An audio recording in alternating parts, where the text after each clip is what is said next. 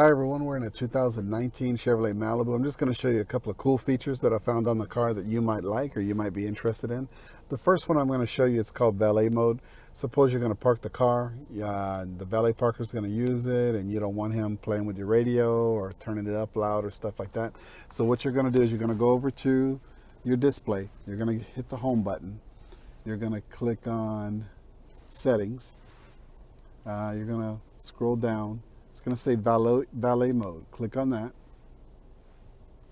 And you can put in a code. Let's just, for right now, let's just say 1111. Enter. Let's do it again. 1111. Enter. So now it's going to flash a couple of times. Now it's locked. So what happens is we turn the car off. Then we're going to turn it back on. Let's say the valet guy, he jumps in and he wants to use the car. It's going to park it for you. So he starts it. But look, he can't turn up your radio. He really can't do anything because you've locked it.